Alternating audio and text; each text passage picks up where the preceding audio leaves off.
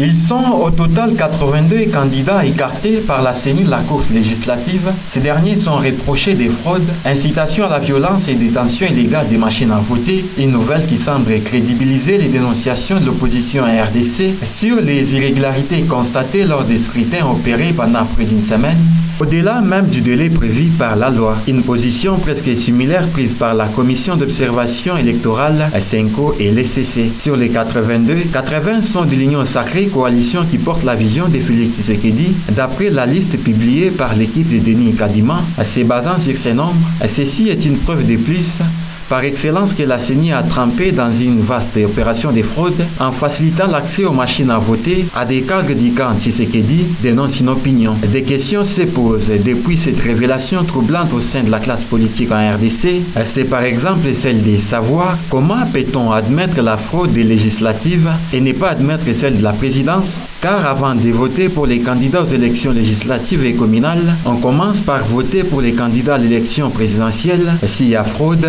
la fraude commence à partir de là, estime d'aucuns. La majorité des fraudeurs sont de l'Union sacrée, ce qui jette un discrédit sur les résultats du scrutin de 2023 avec une douzaine de candidats à la base du bourrage des urnes. L'UDPS Tshisekedi est le parti qui a le plus excellé dans la tricherie aux élections de décembre dernier. D'après les observateurs ayant requis l'anonymat, les communs du mortel ne souhaitent que l'annulation de ces élections, tant au niveau présidentiel, législatif et même municipal.